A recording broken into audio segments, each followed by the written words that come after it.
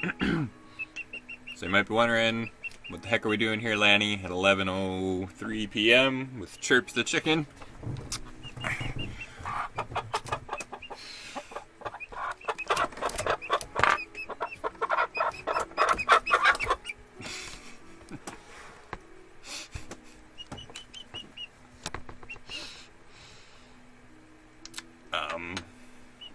Well, we were gonna play a little bit of Universe Sandbox.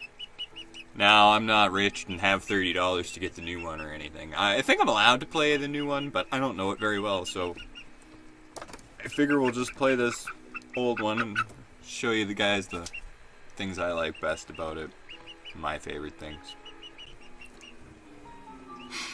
For those of you that don't know, Universe Sandbox is a simulation program. It's not really a game per se. Yeah, that's right. But it is a lot of fun to play with. I've spent far too many hours of my life on this program. So, might as well spend a couple hours together. I got a couple episodes planned with this, so don't think my whole channel is going to start being Let's Plays or anything like that. It's just, I just want to show this off a little bit. It's one of those things I think everybody should see, so please don't leave, don't run away, actually check it out. I think you'll enjoy it even if you don't like this kind of stuff, really. So, that's right, Red. See?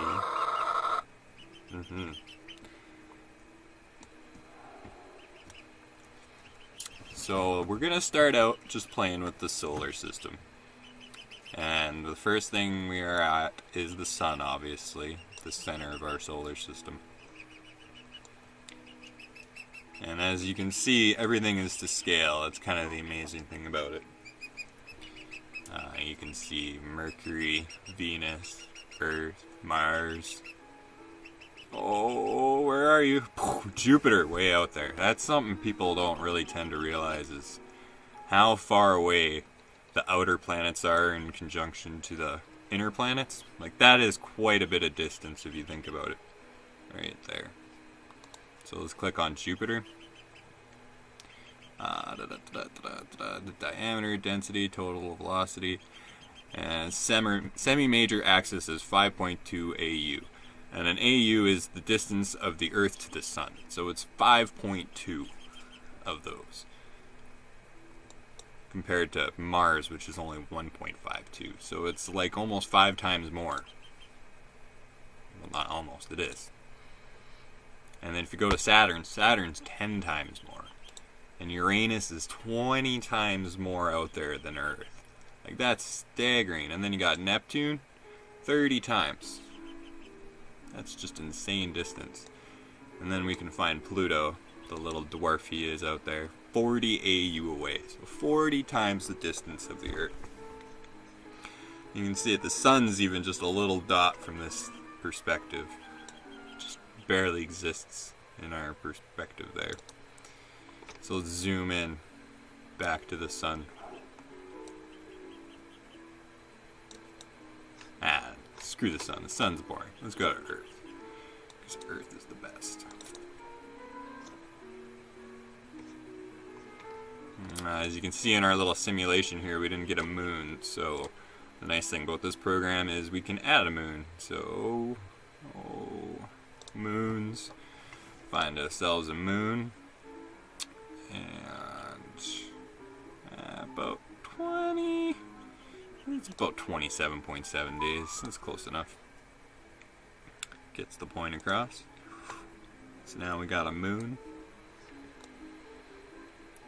And this is the first thing you're going to notice when we step up time. Is we're going to simulate a little bit of an eclipse fast here.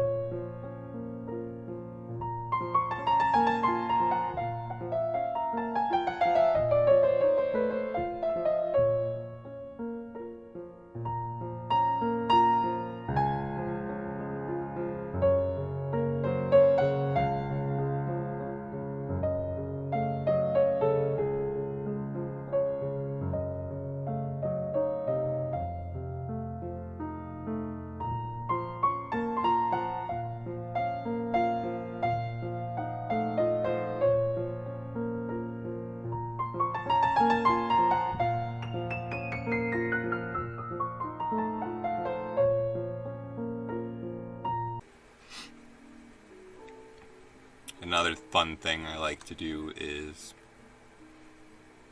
let's show the relationship. You can use chart mode, and that assembles all. You might have seen these memes on the internet actually, but it assembles them all in a row based on their size and density. So then we got, well, their mass in this one. We could do density, and you see how that changes things. These planets come all on the other side of the sun with very, trans-Neptunian.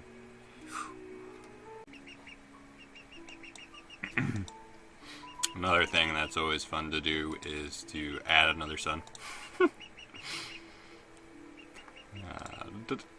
Oh, too close. Oh, where'd that go? Oh, see, it just took half of the universe. It got jettisoned out. Bye, Mr. Sun. Delete that. Oh, I threw the other sun too. Ah, that's not good. So now the solar system doesn't have a sun. And everything's just breaking apart. Okay, we could fix it. We could fix it. Bam. It's okay, everybody, come back. But they have too much velocity now for our regular old sun. So what we better do is put in a sun quite a bit bigger. That should fix things, right? Oh no! That did not fix things at all. Well then, as you can see, just how delicate of a balance it all kind of is, and how just one stray idiot can mess it all up.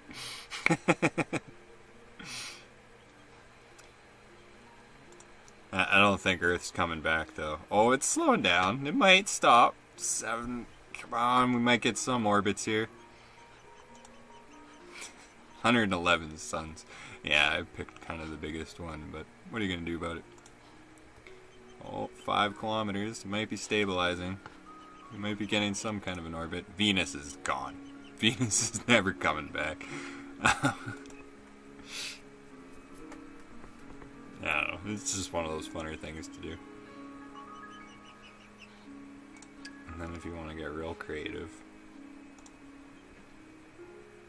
see, it's really hot too. It's not normally that hot. Well, it's coming back. Where is it going? Let's see, if you want to see now, this sun is quite a bit bigger than our sun. This is our sun right there. So yeah, just a little bit bigger. Just a little bit. Where's Earth in this mess?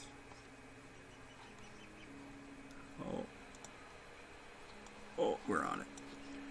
Yeah, see, there's the Earth. There's our sun. Right in there. It's kind of hard to see, because the sun is white, and so is Eta. So, alright, back to live mode. Earth.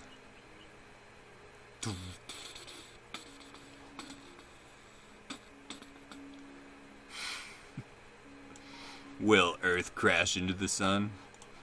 Oh, jeez. Where'd it go?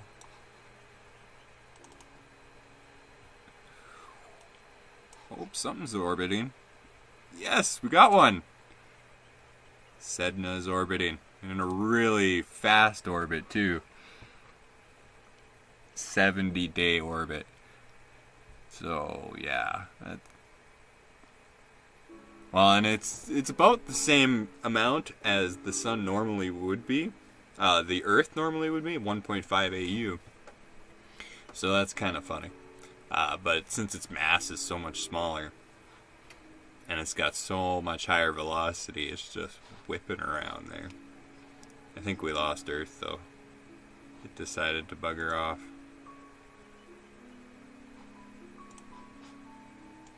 Well, let's see. How many suns is it going to take to stop it? pulled that one back. Finally got Venus back. Only took 555 suns. Maybe we can lower that a bit. There. Where are you, Venus?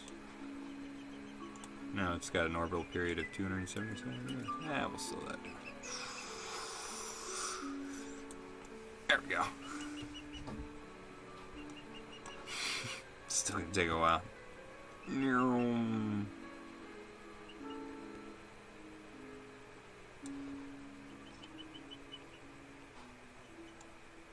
Yep, too long.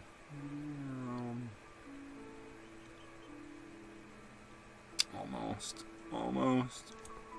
There we go.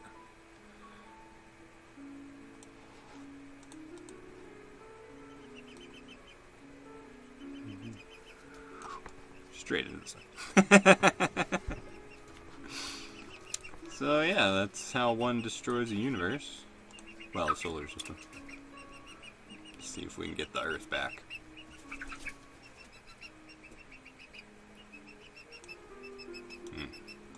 I don't think we're gonna get it back. There we go.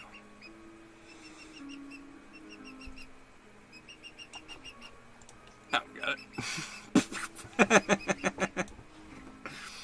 25.3 million suns. Yeah, that's pretty big. We can turn into a black hole at that point, I think. Oh, there's the sun. It came whipping back too. That's one fun thing you can do as well is here, let's load that back up. Let's try this again.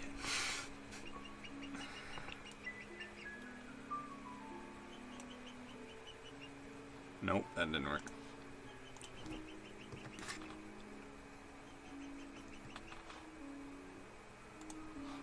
We need to ruin the solar system.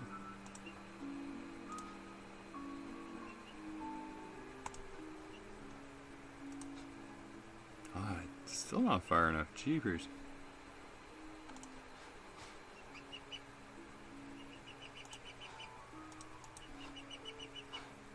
Here, I know what the problem is.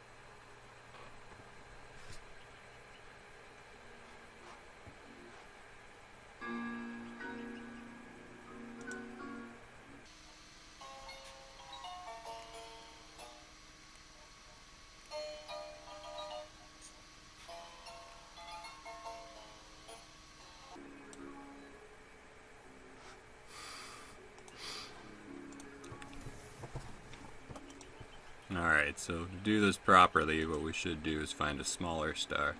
And a good smaller one is Alpha Centauri B. So we should be able to orbit it pretty well anywhere. Let's try it right there. And as you can see, it and the sun start dancing because they pull each other so hard. Here, let's slow that down so you can see a bit better. And they get locked into a dance that pretty well never stops.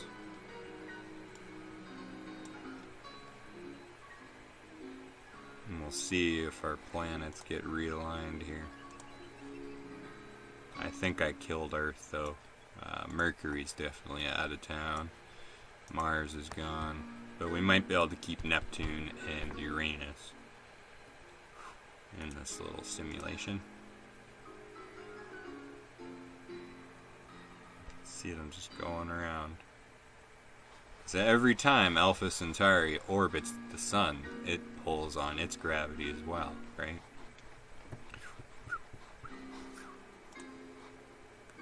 So then what we can also do is projected paths. Oh, we don't want to do that. Oh, Jupiter's getting pulled in. And it's gone. And it's gone. We might catch up to Venus. We're moving fast enough. Kind of a strange thing to say, but it could happen. I'm kind of curious on that now. Oh, we're gonna get you, Venus. No.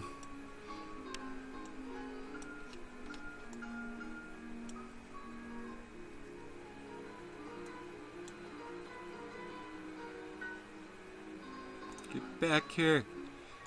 Orbit me. Orbit me. Oh, oh, oh. Jeez. It's probably just gonna get slingshotted. Oh. Oh, I think we have a stable orbit. Oh, not anymore. It did kind of orbit. As you can see, it's pretty hard to get a dual a binary star system to functionally work. It's not impossible. Let's see here. So what we are going to do is we are going to take Alpha Centauri B, Alpha Centauri A, and make a dual system here.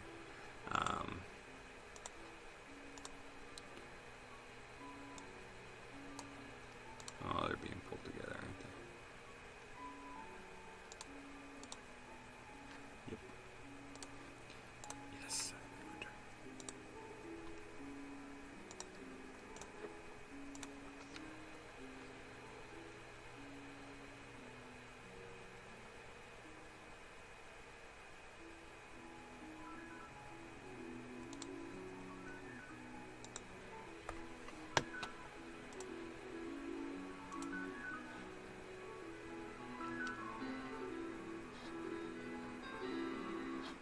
Okay. So let us take ourselves an Earth-sized planet.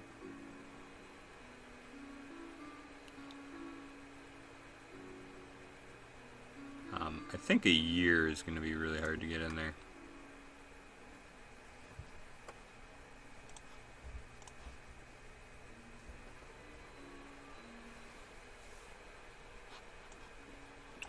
But as you can see, it's not a, I don't know, it's a strange orbital path, because every now and again it gets tugged on by the other one more than the other one, just due to proximity, right?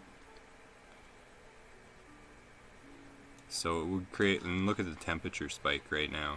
It's like getting too hot on Earth for us to live. Everything's letting on fire and we're pretty much a molten planet now. Here comes Alpha Centauri B to heat it up again. Oh boy. Oh boy. So clearly any kind of life on one of these planets would have to be a different adaptation altogether. But let's try putting out a planet, say, 3 years of an orbit.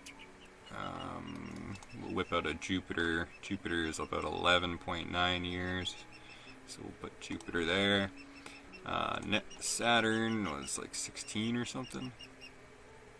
No, 22.5 we'll call it. Uranus. Neptune. Sure, that'll work for now. And then we'll plop this bad boy up to a day. Let's see what happens. And as you can see, Earth is still a scorching hell planet.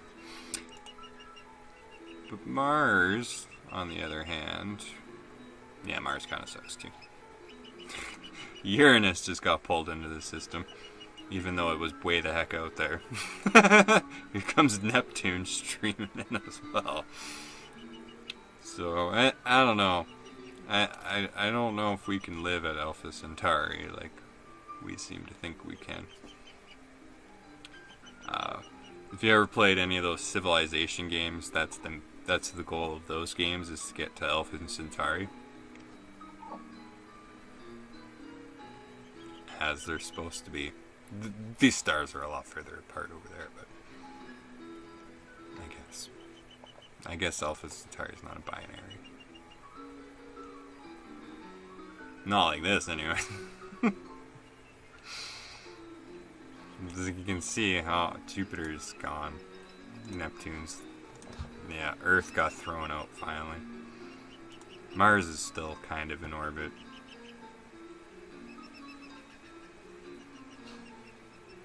Alright, let's try something else.